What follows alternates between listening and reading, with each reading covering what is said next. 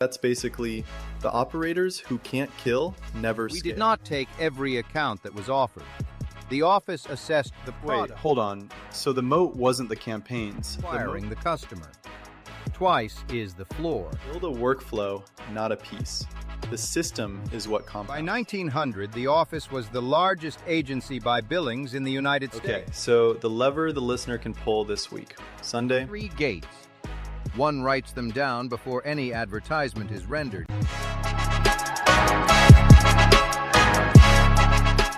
Every AI ads tool in 2026 sells the same move, 50 variants in an afternoon. Walter Thompson was already running that play in 1894, in print, at scale. The tools are new, the method isn't. If you had $1,000 in a laptop today, what would you actually do? That's the show. This week, the original ad factory. By the turn of the century, his agency was billing more than any in America, had been the first to put a salesman in front of every magazine publisher in the country, and had the patent, call it that, on what we'd now call account management. I bought the agency in 1877 from a man named William Carlton. $500 and the office furniture. I was 30 years old. I had been selling space for him for the 4 years prior. The work at that time was thought to be copywriting, a man with a clever line, paid by the campaign. I did not see it that way. The publishers had inventory. The advertisers had products. Between them sat a problem of distribution. Distribution problems are solved with a sales force, never with a poet. So I built a sales force. By the close of the century, the office carried Procter & Gamble, the early motor accounts, and the only women's market research practice in the country. The work was always volume. The craft was always second. Okay, so before we get to the modern stack, I want to ground the listener in something that I think most people skip. You said the work was always volume, but before you ran any of that volume, you had to decide which accounts you'd take. What did the pre-engagement look like, and what's the part almost nobody today sees about how an advertising agency in 1900 picked its accounts? We did not take every account that was offered. The office assessed the product first, the price the consumer paid, the margin to the manufacturer, the cost of the magazine space we would have to clear to move it. The arithmetic was usually plain by the second meeting. A patent medicine selling at 50 cents with a dime of margin could not survive the cost of full-page placement in Ladies' Home Journal. One declined the work, regardless of the eagerness of the proprietor. If those 3 numbers did not arrange themselves into a profit, the account was declined. Politely. There was no creative work that could fix a product whose unit economics did not survive the magazine inventory it required. One could write the most elegant copy in the country, and the figures would still refuse to oblige. We had a man whose entire occupation was running these calculations against the proposed accounts before any creative work was begun. He never wrote a line of copy. He saved the office a great deal of money. I confess I find the modern affiliate marketer rather familiar in this respect. He picks his offer last, and he picks it on the strength of the commission rather than the arithmetic. The arithmetic does not care what the commission was. The arithmetic does not care what the rendering looks like either, which is the second mistake the modern operator commonly makes. Right, so today that's basically the offer's payout to CAC ratio is the entire game. I'll be honest about why this one matters to me. I started reading Chernow's biography of Rockefeller on a flight to Lisbon a few years ago, and by the time we landed, I realized every growth shortcut I'd chased for a decade was already in this 1880s playbook. That flight is basically why this show exists. Okay, so today, in numbers, what should the listener be looking at before they render a single ad? The arithmetic is plain. The first order payout from your offer must clear at least twice your projected cost of acquiring the customer. Twice is the floor. 3 times is what one prefers, because the auction will smooth and refunds will arrive, and the figure on the contract is never quite the figure that lands in the account. On broad targeting in the United States today, the audience between 25 and 45, the cost of acquisition commonly arranges itself between $20 and $40. So the offer one picks ought to pay at least $50 on a first sale. The cookie window, what the listener will know as the period during which the affiliate retains attribution after a click, is 30 days at the floor, 60 preferred. A buyer who clicks an advertisement on a Tuesday morning may not arrive at the purchase decision until the following weekend. A 14-day cookie loses that sale to the platform. A 60-day cookie holds it.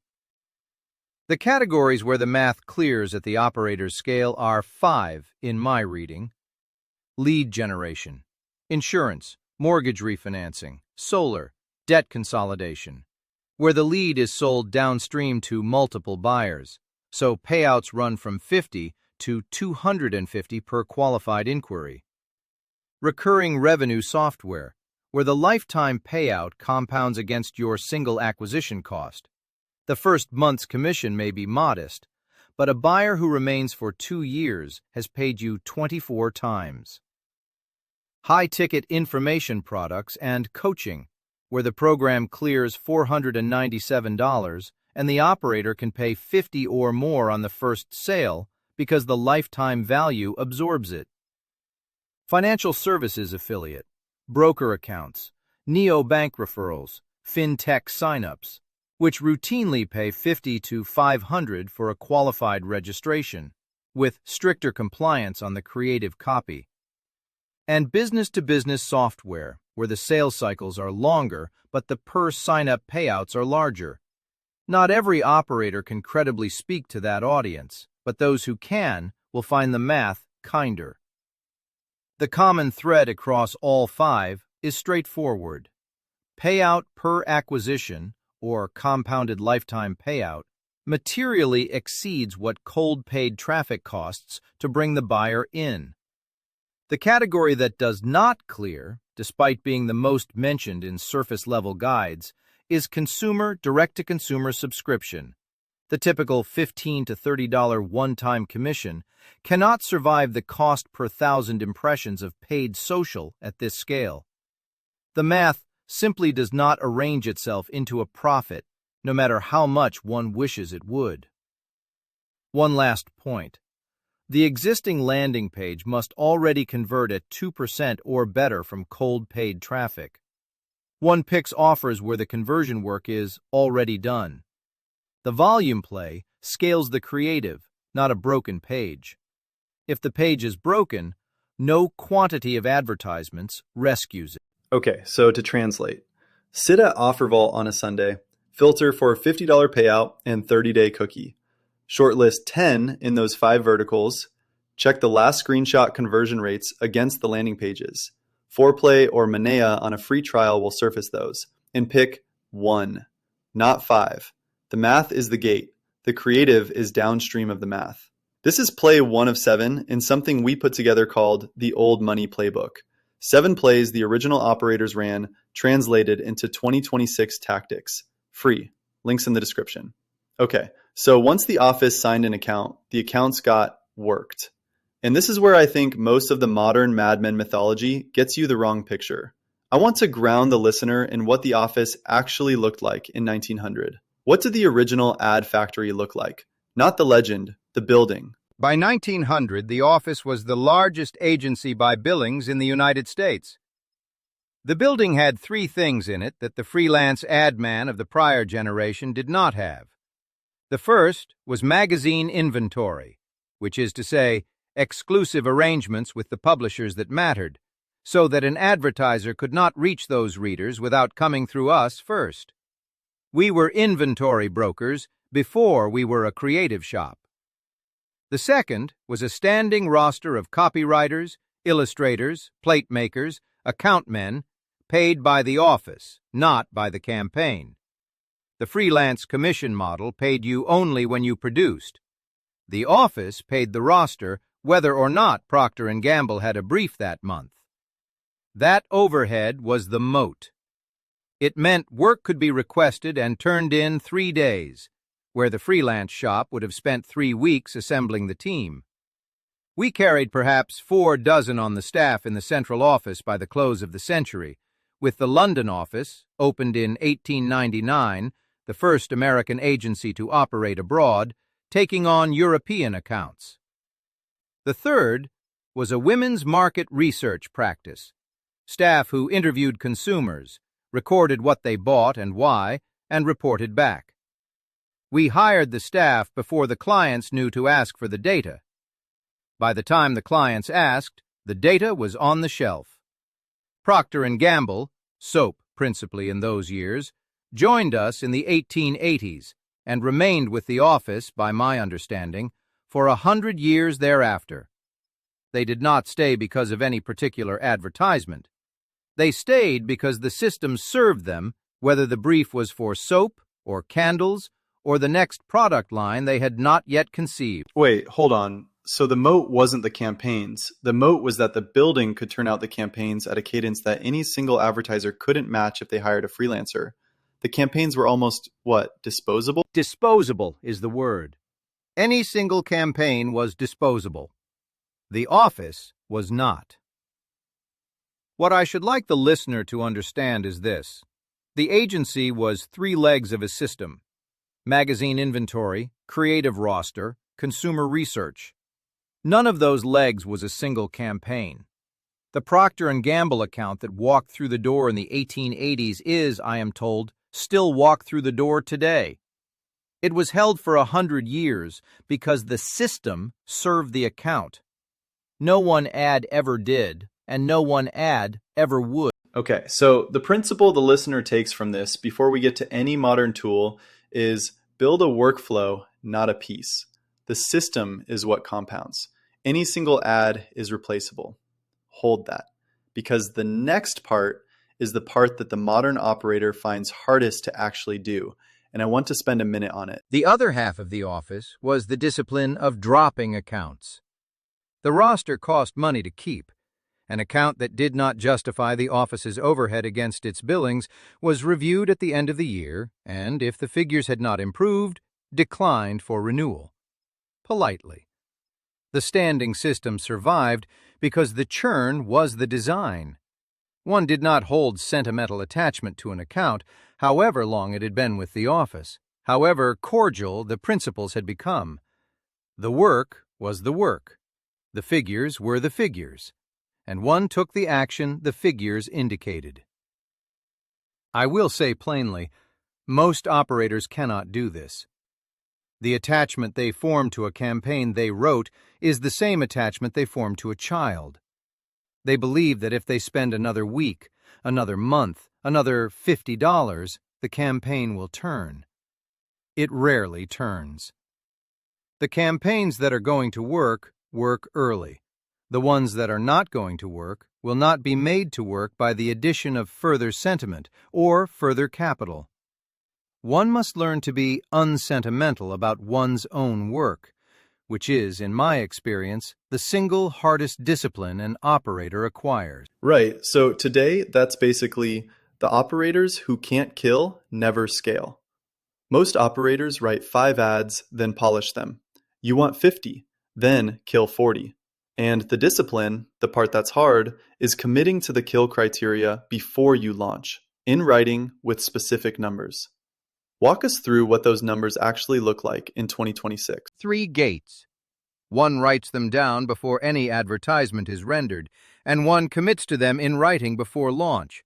Because once the advertisements are running, the operator's judgment will be contaminated by the desire to vindicate the work he has just done.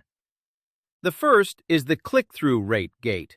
An advertisement which fails to clear 1% click-through after 1,000 impressions is killed. 1% is the published industry baseline for direct response advertising on the major social platforms. Below it, the audience is telling you the hook does not pull, and no further spend will improve that signal.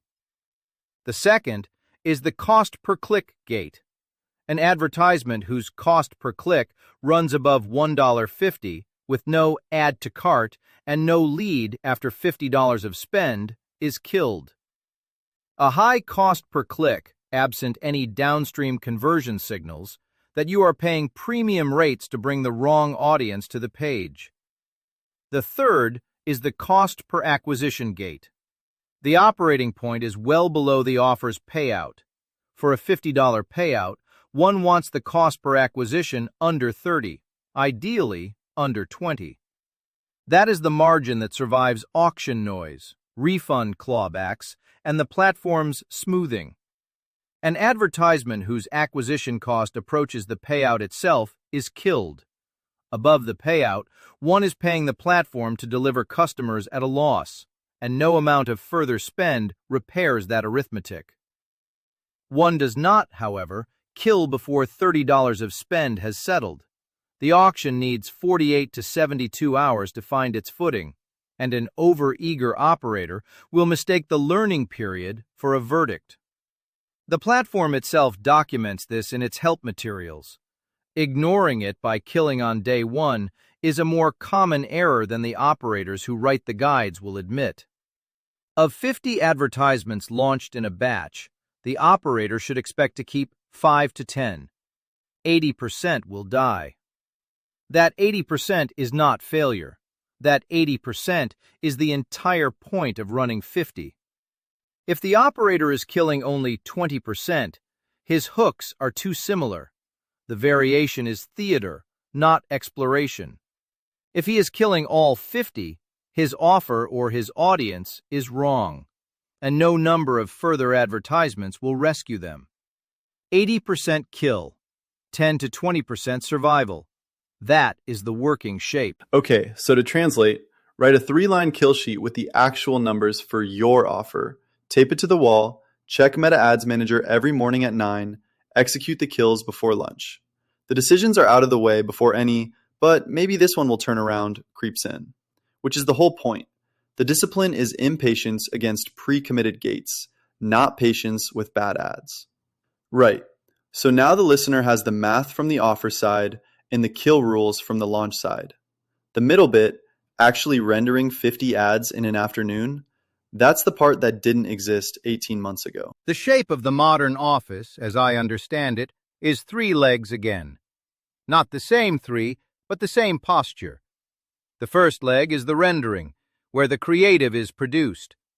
The second is the capture, where the advertisement's traffic lands and is held.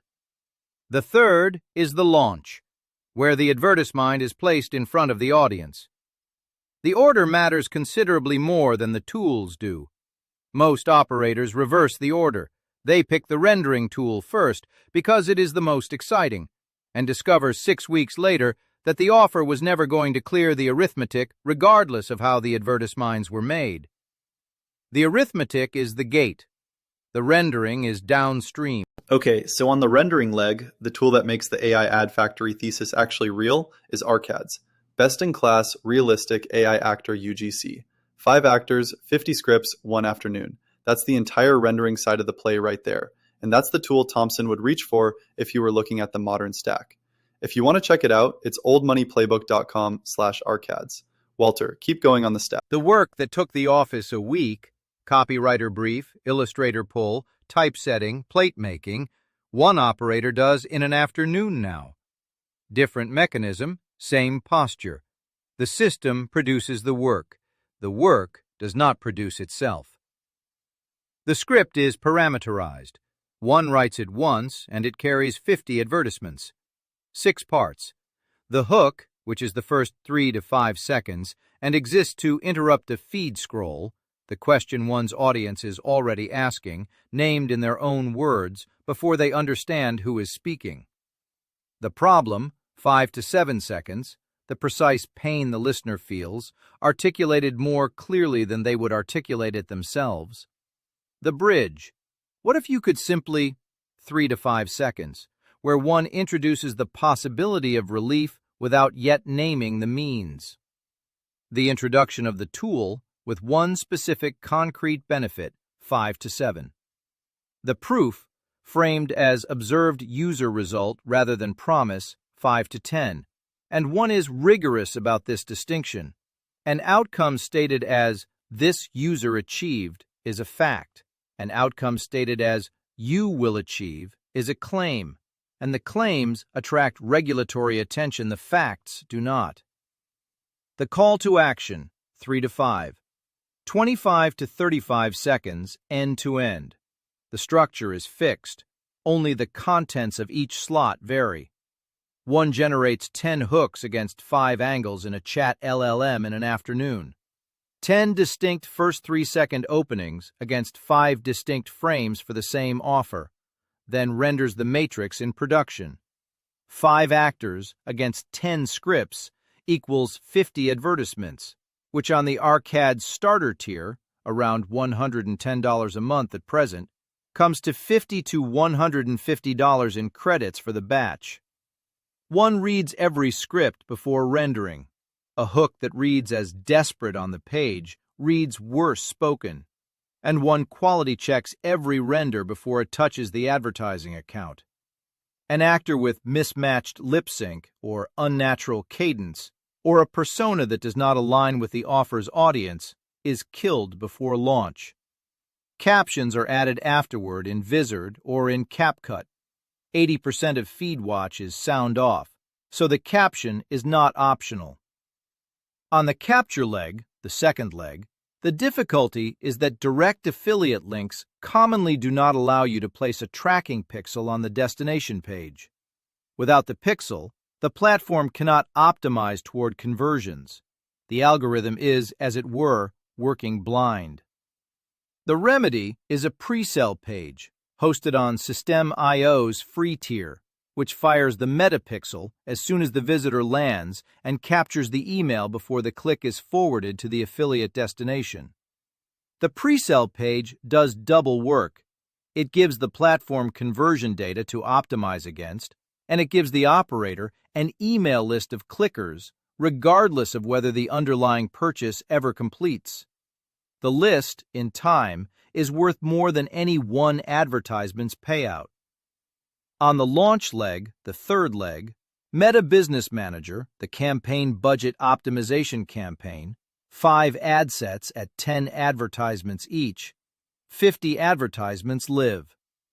Targeting is broad, the United States, 25 to 45, no interest tags, no behavioral segments, no detailed targeting filters. The daily budget is $100 to $250. One does not run beneath 50 per day total because Meta's optimization has a learning phase that does not settle on smaller budgets. Below that floor, the algorithm cannot accumulate enough conversions in the 7-day window to identify a pattern, and the campaign drifts indefinitely. Interest targeting, which the listener may have read about in older guides, has been dead for some years now.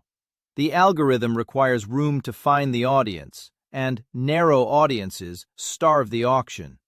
One gives it room. Okay, so to translate, render 50 ads in arcades on Wednesday and Thursday for under 150 in credits. Route the click to a System free tier pre-sell page so the pixel actually fires and the email's captured. Launch on Meta CBO at $150 a day across 5 ad sets. Broad US 25 to 45. Total live spend day 1, under 250. Total tool cost month 1, under 200. The whole stack, end to end, fits inside a $1,000 starter budget with a comfortable cushion. 3 tools in that exact order: render, capture, launch, and not in any other order. Right, so that's the launch. The harder thing is what happens after the launch, which is most of the failure mode for this play. Walter, that's where the agency builder posture really earns its keep, isn't it? The temptation for a man who has just launched a successful advertisement is to consider himself in possession of a winning advertisement and to therefore stop producing new ones. This is the error. Creative fatigue is a real phenomenon. An advertisement that worked on Monday will burn out within 7 to 21 days, regardless of its quality, because the audience that saw it twice does not respond to it a third time. The agency understood this. The roster did not stop because a campaign succeeded. The roster produced the next campaign before the prior one had fatigued. The cadence was the moat. The cadence was always the moat. Right, so the modern version is 20 new ads per week indefinitely. Not because the current ones are failing, because the cadence is the system. I'll be honest, I run slowly 4 times a week up the hill behind my place. I'm not fast and I'm not getting faster. But the shape of the thing is that something tiny every single day for 2 years changes the body in ways that anything dramatic for a month doesn't, which is basically what we're talking about with the cadence. Walter, give us the actual weekly shape. Sunday. Pick the offer if it is a new one, or confirm the existing one's payout has not changed, and write the kill rules for the week. Payouts do shift.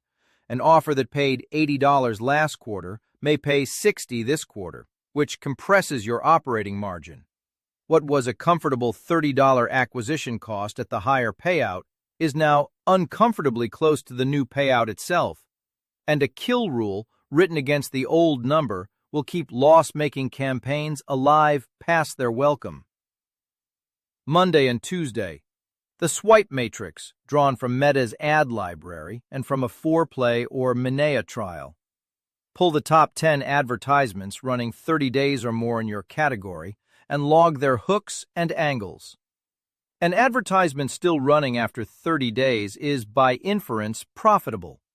Meta kills losers quickly, so age is the cleanest public signal of underlying performance. Wednesday and Thursday. Render 20 new advertisements in the matrix from prior. Lean in, preview. 20 new advertisements every week, indefinitely. Friday. Launch the new batch into the campaign budget optimization campaign against the live budget. Saturday. Rest. Monday morning, review and kill. The week begins again. On scaling, when an advertisement clears the gates and earns its place, one does not bump the originating ad set's budget by more than 20% in a day, because the learning phase resets and one is back at day zero with the same advertisement, behaving as though it were a new one to the platform. Instead, one duplicates the winner into a separate campaign at twice the budget and lets that one find its footing on its own. Variants of a winning advertisement, the same hook with a new actor, the same actor with a new hook, outperform random new tests. The algorithm has already validated the hook, and one is exploring the neighborhood of a known good rather than searching the whole space again. Lookalike audiences are not deployed until 50 conversions have accumulated. Below that, the seed is noise, and the algorithm learns from noise. A second offer is added only after the first has been profitable for 30 days. Splitting attention earlier dilutes both.